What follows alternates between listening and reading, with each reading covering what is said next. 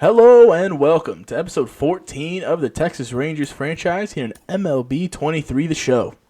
Taking a look at the lineup as we're about to sim through August, Corey Seager hitting at 292 with 24 home runs, Paul Goldschmidt 274, 18 home runs, Nathaniel Lowe 292 and 20 home runs. One of the most impressive seasons in this lineup is Adolis Garcia 315 average, Josh Young having a good year, Jonah Heim having one of the most productive years as a catcher. Duran having a really good season as he's only 24. And Tavares, one of the better center fielders also statistically. And here's Mark Canha's stats. He doesn't really play much, or he's not supposed to play much, but we got him in Joey Gallo trade. As here's our starters. DeGrom with a 293, Eovaldi 356, Severino just came back. He's at a 4. And John Gray with a 3.3, and Kershaw with a high 3 ERA. ERA is not the most important, but that's the one I like to look at for pitchers, especially starting pitchers. But Jack Leiter, his first game in the bullpen is against these Red Sox. So we will hop in here in the bottom half of the ninth with 2 outs in the go-ahead run, the winning run, I should say, over at second base for Jarren Duran. Jack Leiter, we're going to experiment with him in the bullpen. He'll be in the starting rotation most likely next year, as that's roped. It's going to get over the head of Smith, and the Boston Red Sox walk us off. A very rough start for Jack Leiter in the bullpen. Jack Leiter does pick up the loss against Boston, but we're going to keep simming here, as Garcia has a 21-game hitting streak. I sim a lot of these because I don't think hitting streaks are very interesting, but 21 games is pretty impressive. And Garcia has a 3.11 average, so I'd like to keep that up. He will face Chris Martin, former Ranger, as the Rangers are up 4-2, and he's going to fly that one into right field. The Boston Red Sox right fielder is going to catch it on the run at the warning track. The runner at second does tag up, so it's a productive out at least. But it won't extend his hitting streak. We'll see if we get another at-bat, as now we're in the field with him. The Rangers lead the MLB. That's a ticker down there said the Rangers lead the MLB with 7 top 100 prospects. One thing I wish this game had is I wish you could see the top 100. You can see the top 50 as Garcia catches a fly ball out there. But this is our go for it year for sure, because after this year we have a lot of guys in their 30s. Goldschmidt probably won't be back. Garcia might regress, but he's having a great year as he swings over top of a slider. The Rangers still at 4-2. Which is good. We're on pace to win 100 games at least, I think. Having a phenomenal season, which is why I felt comfortable going and getting, as that's on the ground, getting Goldschmidt. But that is going to be a double play, and we're in the top of the ninth, so Garcia won't get another at-bat. And his hitting streak is over, but the Rangers do hold on to win as we take a game in Boston. We will sim the rest of the series against the Red Sox as we win 3 of 4, and now sim against Toronto as Jack Leiter in another sticky situation here. One thing I noticed while we sim here in August is they use him in a lot of multi-inning roles, which is good, but sometimes they let him go a little too long. And yeah, he's getting tired, so we're going to warm some people up. We're going to get Matt Moore and Aroldis Chapman, both having decent years. Matt Moore, a little disappointing. Got him in free agency, but that's okay. As Leiter misses his spot there, a hanging slider. Thankfully, Bo Bichette was very early on it. A high in the zone slider is definitely a mistake pitch. But Jack Leiter comes back with a ball low in the dirt, and now the count is 1-1. Another fastball in there for strike 2. Bo Bichette down to his last strike. And the pitch from Leiter on the ground to Young. Throws over to second base, and that is the end of the ninth. We're heading to extra innings. It'll be Marcus Semien starting it in the 10th with Tavares on second. As that ball's on the ground, it's going to sneak through the infield. They're going to wave the runner home. Kiermaier, probably the best arm in the league, cut off by Guerrero, and the Rangers take a 5-4 lead here in the 10th. Jumping ahead to the bottom of the 10th with 2 outs for the Blue Jays, the Rangers did add an extra run, but the tying run is at the plate for the Jays with Craig Kimbrell, who leads the American League in saves this season, is on for the Rangers, posting a under 2 ERA, which is very impressive. Definitely going to look to re-sign him in the offseason as that knuckle curve is fouled off. So the Blue Jays down to their final strike here against the Rangers. And that ball is fouled off as well at 95 high in the zone. Danny Jansen 1 for 4 today. And that knuckle curve is swung over top. Strike 3. The Rangers pick up another win here in Toronto. Continuing to sim here as we sweep the Blue Jays. We have a big series to pad our lead against the Astros. They are 12 games behind us with Corey Seager, I believe. Corey Seager with a hit streak going. The Astros are the second highest scoring offense in baseball. And here's our shortstop batting .291 with a .905 OPS.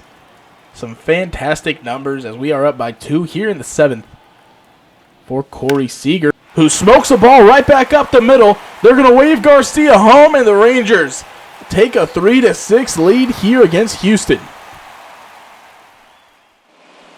Now in the bottom of the 10th, Houston has roared back and taken a 2-run lead here in the 10th. Corey Seager looks at ball 1 from Devin Williams. A rich history here in this franchise with Devin Williams. And we're going to add another chapter here in episode 14. As that is another ball high. Corey Seager already extending his hitting streak, now looking to cash in that runner from second and possibly score himself. The 2-0 being delivered from Devin Williams. And that's going to be a rope into right field that lands for a base hit. They're going to wave Simeon around. The throw home, cut off by Abreu. The Rangers have cut the lead down to 1 with no outs in the bottom of the 10th. Josh Young will come up now. The star third baseman. Already an 0-2 count on him. And he goes down looking, strike 3. Now Nathaniel Lowe will be next up for the Rangers. Having an impressive night already, 2 for 4 to add to his amazing season.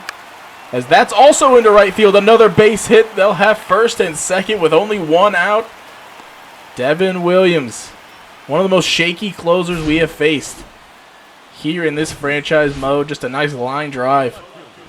And now Duran, who's 3 for 4 today, has a 3-0 count. And the pitch from Williams is ball 4. The bases are loaded, only 1 out. Couldn't write a better script than this.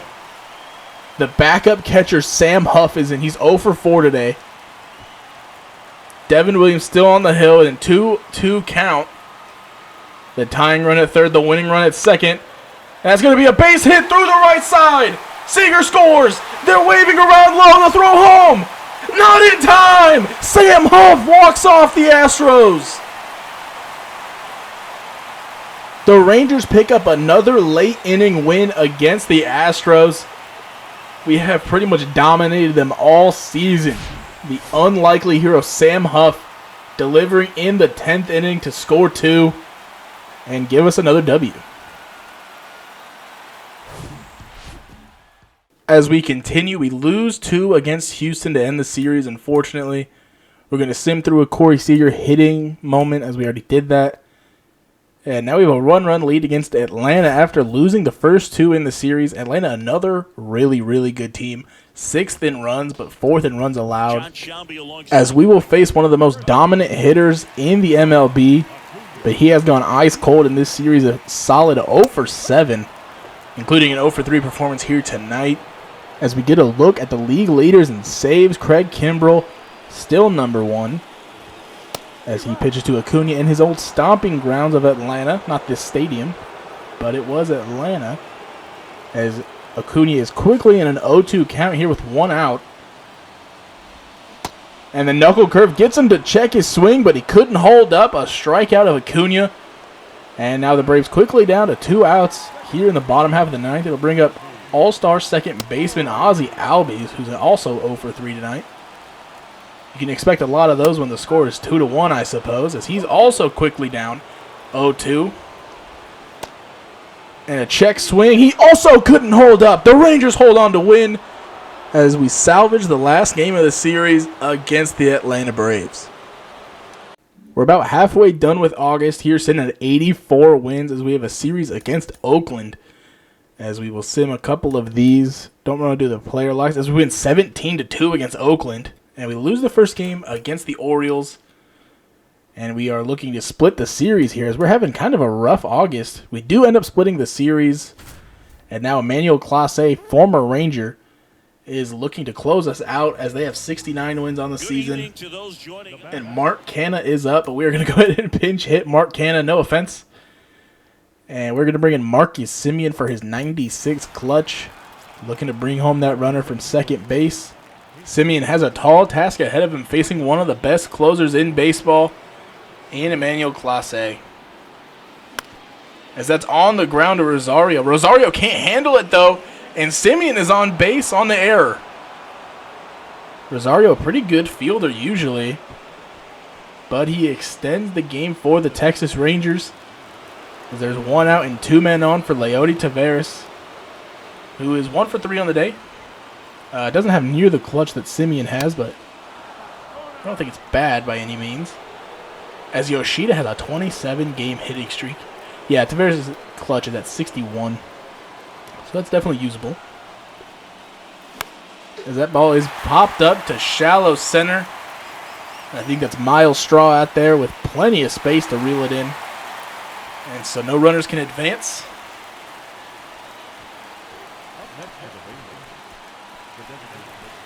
Now the Guardians making a move to the bullpen. It's Nick Sandlin.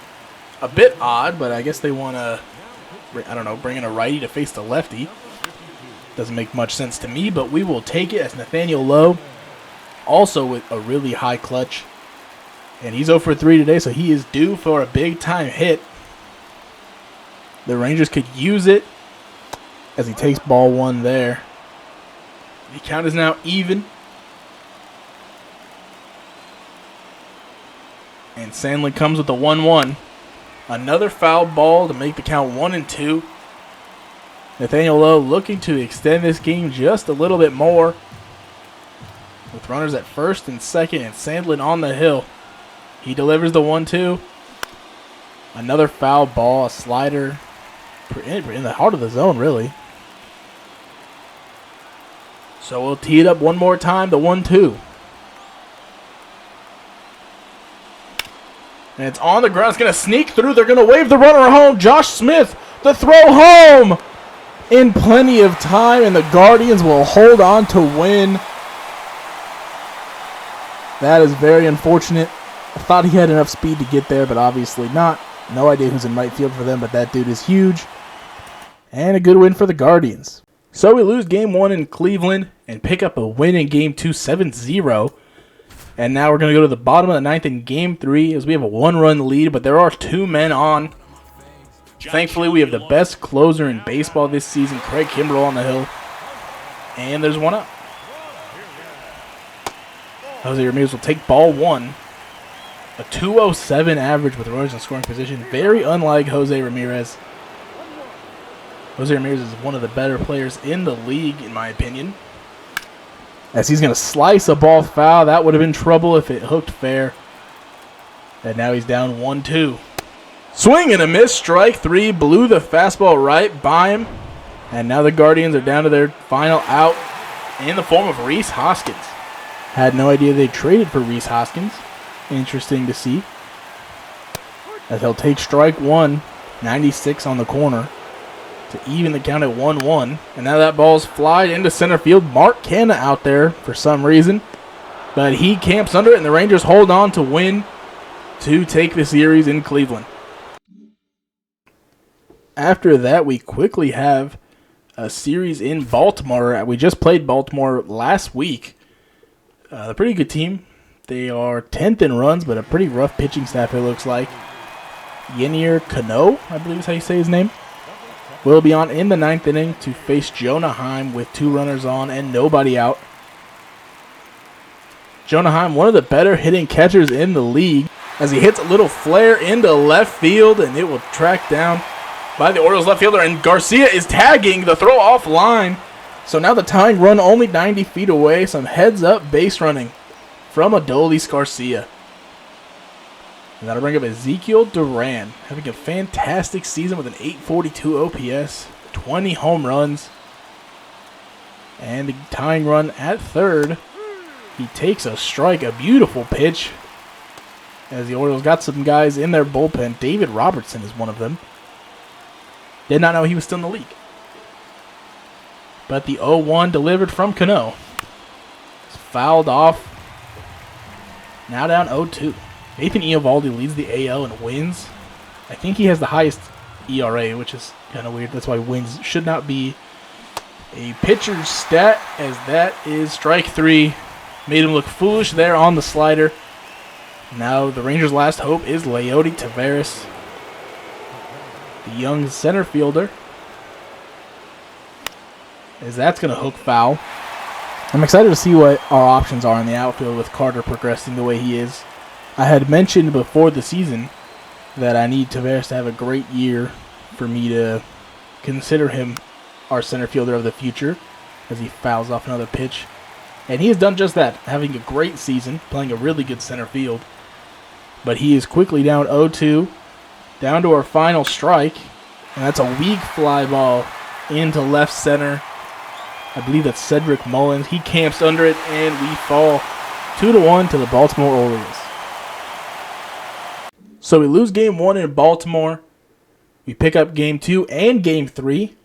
So we take the series there, sitting at 92 wins now. And we will end the month at 93 wins, 44 losses. A pretty good month of August, as we will get another look at the stats here. 275 and 25 home runs for Simeon. 80 RBIs also. 287, his average has gone down for Seager. 285 and 24. Oh my goodness, we have so many players with 20 home runs. Garcia will get to 20. He's hitting 299. Young is going to get to 20. He's hitting 270. Heim, maybe not, but he's hitting 285 for a catcher. That's amazing. Duran is progressing amazingly. And a 304 and 16 home runs for Taveras. That's huge because I did not see him being a big power guy. As I want to check on Jack Leiter. 3.21 ERA. That's respectable. I think he's like 23 or something like that. DeGrom with the 3.55. He's regressing for sure. 3.35 actually for Eovaldi is pretty good. John Gray has been the same, and Kershaw's been pretty consistent all year. And there's Craig Kimbrell. A fantastic pickup was Craig Kimbrell. 1.86 ERA and leads the league in saves. But that's going to do it for this episode. So thank you for watching, and I'll see you guys in the next one. Peace.